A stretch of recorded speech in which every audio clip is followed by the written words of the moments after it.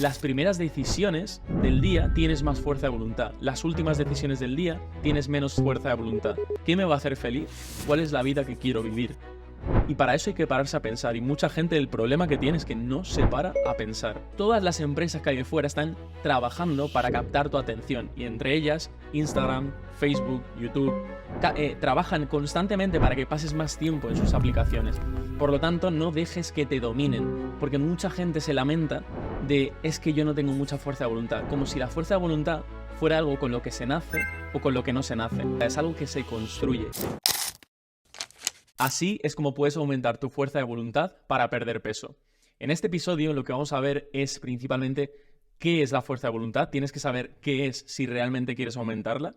¿Se puede aumentar? ¿Sí o no? Aquí vamos a hablar sobre eso. Luego, estrategias para hacer que sea imposible no hacer lo que debes hacer. Esto es súper importante entenderlo porque no se trata únicamente de tener fuerza de voluntad.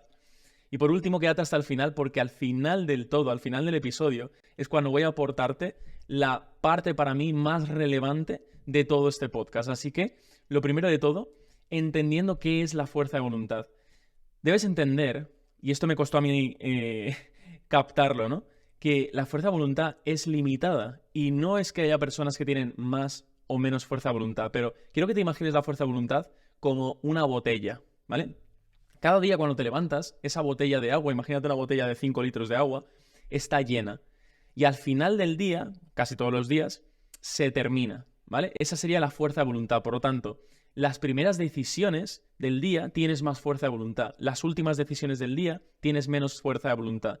Así que a medida que tomas decisiones y llevas a cabo acciones, esta fuerza de voluntad se va agotando. Y aquí es cuando entra la importancia de tener claridad, objetivos, organización con las acciones que debes llevar a cabo. Porque tenemos una fuerza de voluntad limitada y hay que utilizarla para lo que realmente tiene importancia.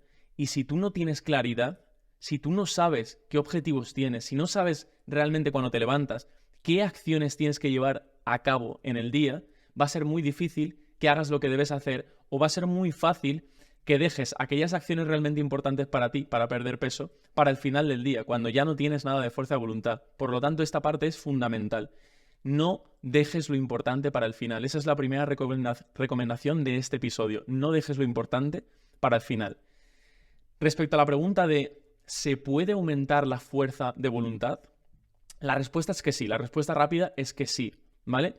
Y quizá tú piensas, porque mucha gente se lamenta de es que yo no tengo mucha fuerza de voluntad, como si la fuerza de voluntad fuera algo con lo que se nace o con lo que no se nace. Y la realidad es que cuando tú naces, no tienes ni más ni menos fuerza de voluntad, es algo que se construye y debemos entender esto. No debemos lamentarnos como, es que esa persona tiene mucha fuerza de voluntad y por eso consigue los objetivos y yo no tengo fuerza de voluntad. No, no va de eso.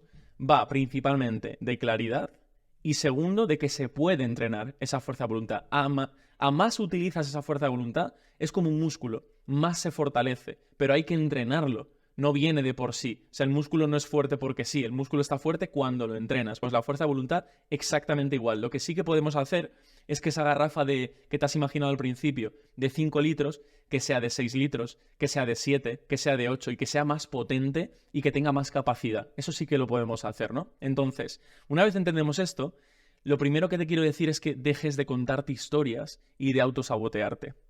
No hagas eso. No digas, yo tengo poca fuerza de voluntad, porque cuando tú te repites eso, realmente te lo crees. Y si te lo crees, poco se puede hacer por cambiar. Realmente necesitas el poder y la responsabilidad de cambiar esas cosas. Y si tú te autoconvences de que no puedes cambiar eso, si tú te autoconvences de que no tienes fuerza de voluntad y de que tú eres así, entonces no vas a poder cambiarlo. Pero realmente no es así, no funciona así. Puedes cambiarlo.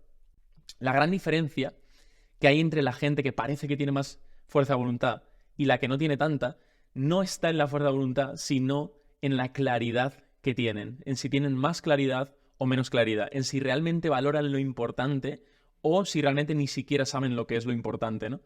Al final yo veo siempre este patrón. Las personas que parece que tienen un montón de fuerza de voluntad, pues realmente tienen claro lo que tienen que hacer y saben qué es lo importante. Sin embargo, las personas que parecen no tener fuerza de voluntad, quizá no tienen esa claridad en cuanto a qué es importante realmente, qué es una prioridad para mí en mi vida, qué me va a hacer feliz de verdad en mi vida. No tienen claridad con eso. Por lo tanto, entiende que no tiene que ver tanto con esa fuerza de voluntad. Y por supuesto, cuanto más la trabajas, como te he dicho antes, más crece, se desarrolla como un músculo. El siguiente punto sería qué estrategias tenemos para hacer que sea imposible no hacer lo que debemos hacer, ¿vale? Punto 1, sabemos lo que es la fuerza de voluntad. Punto 2, sabemos que se puede trabajar como si fuera un músculo y a más te comprometas con lo que debes hacer, más vas a trabajar esa fuerza de voluntad, más capacidad vas a tener. Pero luego tenemos que ser inteligentes. Como sabemos que esa fuerza de voluntad se agota, no se trata de tirar constantemente de fuerza de voluntad, se trata de ponerse las cosas fáciles.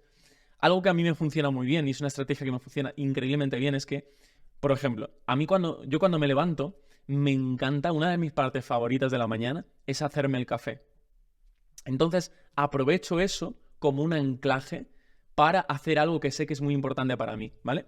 Yo para meter el hábito de la meditación, que sé que era algo súper positivo para mí, lo que hice y lo que sigo haciendo a día de hoy es... La estrategia es la de no voy a hacer X hasta que complete Y, ¿no? Pues en este caso es no voy a hacerme el café, que es algo que me encanta y sé que voy a hacer todas las mañanas, pues yo mismo me condiciono a no voy a hacerme el café hasta que medite 15 minutos. ¿Y qué pasa? Que si realmente cumplo con mi palabra, siempre medito, porque siempre quiero hacerme ese café que me apetece tanto, ¿no? Entonces, aquellas cosas que realmente sabes que son buenas para ti y que ya son un hábito real, las puedes utilizar para apalancarte y meter otro hábito. Es decir, como este hábito que tengo por las mañanas es súper importante para mí y lo voy a seguir haciendo, por ejemplo, desayunar, pues sí o sí no voy a desayunar hasta que complete esto que quiero introducir en mi vida, ¿no? Te pongo ejemplos. No voy a ver la televisión, por ejemplo, que es algo que me encanta, hasta que haya completado 10.000 pasos ese día. Es decir, si yo suelo ponerme la televisión por la tarde o por la noche, oye, para mí es un condicional de que no puedo ver una serie, no puedo ponerme la televisión, a no ser que haya cumplido ya mis 10.000 pasos. Eso sería un condicional. O lo que he dicho antes, ¿no? No me tomaré el café por la mañana hasta que haya meditado 15 minutos. O no voy a comer a mediodía. Si, por ejemplo, mi intención es la de entrenar antes de mediodía, pues es no puedo comer si no he entrenado. Entonces, sí o sí me voy a preocupar por entrenar para luego poder comer, ¿no? Esto es ponérselo fácil y necesitas como clarificar estos marcos mentales en tu cabeza. La segunda estrategia es entender que, mira, los humanos somos vagos por naturaleza. Es una realidad. Somos vagos. Entonces, todo aquello que tienes a la vista es más fácil que lo hagas. Y todo aquello que escondes o que no tienes a la vista es más difícil que lo hagas porque somos vagos, ¿vale? Si tú, por ejemplo, quieres leer, va a ser mucho más fácil que leas si tienes claridad de cuándo vas a leer y de si tienes el libro a mano.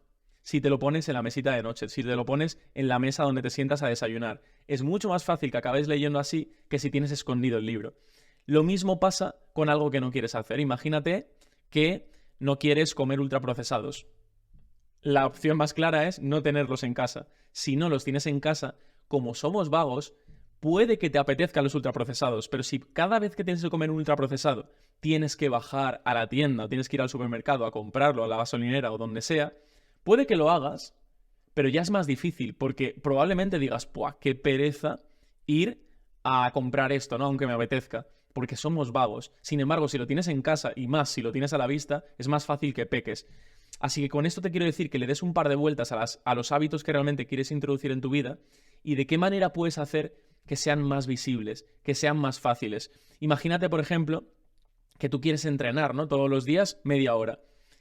Es mucho más fácil que acabes entrenando si te dejas siempre la ropa preparada el día anterior encima de tu silla. Algo que lo vas a ver sí o sí, que cada mañana que te levantes veas la ropa de deporte preparada, tu toalla preparada. Es mucho más fácil que si está escondida y no te acuerdas. Necesitamos recordarnos las cosas, necesitamos dejarnos las cosas muy fáciles, ¿vale? La tercera estrategia es que si te cuesta concentrarte o entrenar, esto es algo que yo aprendí, el móvil no puede estar contigo. Entiende que las redes sociales, entiende que ahora mismo lo que vale dinero en el mundo actual de hoy es la atención, ¿vale? Yo, por ejemplo, cuando hago estos podcasts, cuando hago los vídeos de YouTube, cuando hago todo el contenido en redes, mi intención, aparte de educar, es captar la atención de las personas, porque al final eso es lo que tiene valor, la atención de las personas. Entonces todas las empresas que hay fuera están trabajando para captar tu atención, y entre ellas Instagram, Facebook, YouTube, trabajan constantemente para que pases más tiempo en sus aplicaciones. Por lo tanto, no dejes que te dominen. Si tienes el móvil delante, lo más probable es que pases muchas horas mirando el móvil. Así que, si quieres concentrarte en una tarea, si quieres concentrarte con tu entrenamiento, si quieres concentrarte leyendo, trabajando, deja el móvil a un lado. Ponte horarios para usar el móvil, pero no lo tengas al lado todo el día, porque te aseguro que si te das cuenta, si prestas un poquito de atención, vas a ver cuánto tiempo pierdes, porque además no es invertido, es perdido, cuánto tiempo pierdes al día con el móvil, con las aplicaciones, con todas esas aplicaciones que están hechas para engancharte. De verdad, no vale la pena. Yo he reflexionado mucho sobre este tema. Te animo a que reflexiones y a que pongas cartas en el asunto, a que tomes cartas en el asunto. Y por último, que esto lo he comentado un poquito por encima, pero esa es la estrategia más importante. En definitiva y como resumen, haz que tu entorno juegue a tu favor y no en tu contra. Haz que el entorno, tanto si es posible a largo plazo, de amistades, sea un entorno saludable, porque eso va a jugar a tu favor. Haz que tu entorno en casa sea fácil, que en tu casa, es decir, para que te hagas una idea, si tú vinieras a vivir a mi casa, es muy fácil que comieras bien, que acabaras entrenando. ¿Por qué? Porque vivirías con una persona que no tiene comida procesada en casa, que es imposible dentro de mi casa comer mal, porque ya está hecho el entorno para tener unos buenos hábitos. Entonces es importantísimo que tengas ese entorno creado. Y fíjate que cuando tienes un entorno creado para los buenos hábitos y que sea muy difícil tener malos hábitos en ese entorno, ya no necesitas de tanta fuerza de voluntad. No necesitas de tanta fuerza de voluntad. Espero que este concepto te quede muy claro, a pesar de que se pueda trabajar esa fuerza de voluntad, ¿no? Y aquí viene la parte final del vídeo donde te digo que hay más valor, y es que aunque tú hayas entrado a este episodio para entender cómo tener más fuerza de voluntad, cómo aumentarla para perder peso, la realidad es que hay algo mucho más importante que la fuerza de voluntad. Y es que necesitamos un par de puntos.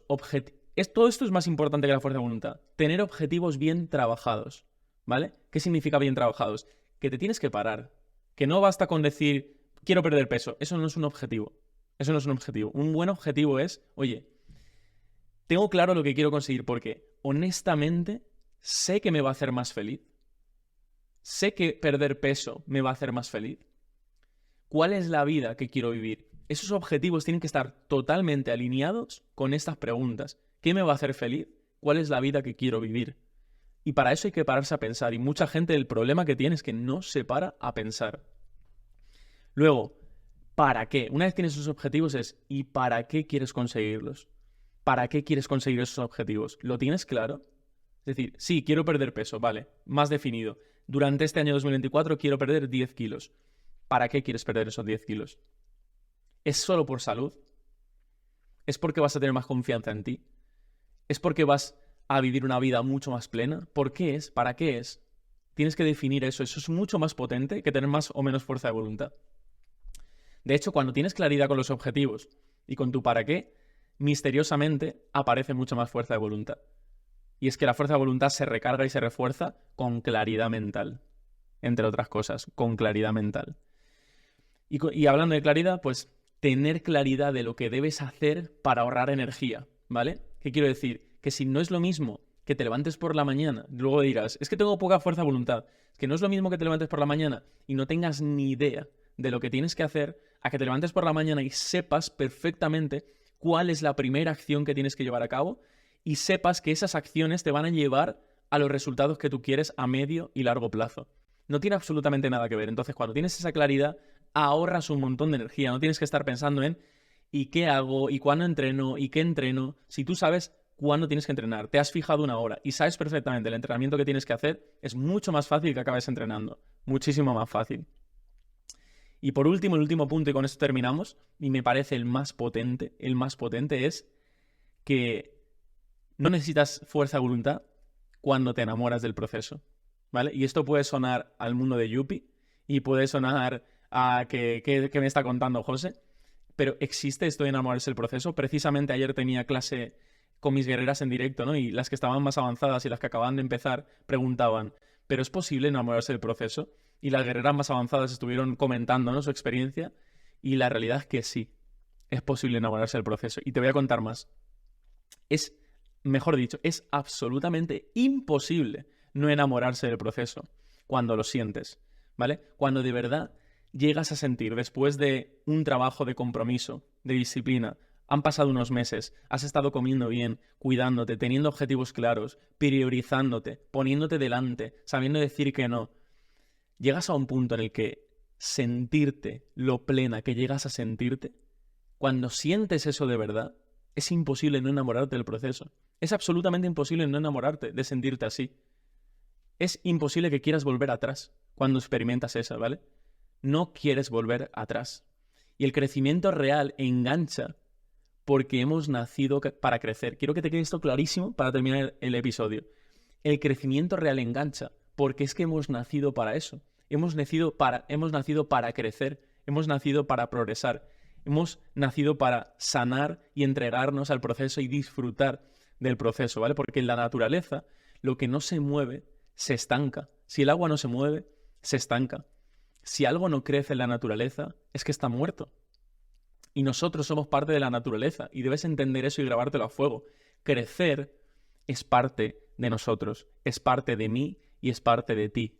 Crecer es parte de eso. Y si no creces, te sientes estancada en la vida. Y si no creces, te sientes muerta en vida, literal. Entonces, no te estanques, no te bloquees por los miedos, que es normal, somos humanos y todos tenemos miedo, pero da un paso. Sal de la zona de confort, actúa de una vez, deja de perder el tiempo, deja de estar estancada. Esa es mi recomendación y espero que este podcast te haya resultado útil, que sea inspirador para ti, ¿vale? Y espero que si te ha gustado este episodio, solo te pido que si lo has escuchado en YouTube, dejes un comentario y te suscribas al canal si no lo has hecho todavía. Y si lo estás escuchando en Spotify, que sé que muchas me estáis escuchando en Spotify, asegúrate de dejar un comentario en el podcast y estar suscrita al podcast, ¿vale? Te agradecería muchísimo si me dejas esa reseña. Te mando un abrazo gigante y gracias por llegar hasta aquí. Un abrazo.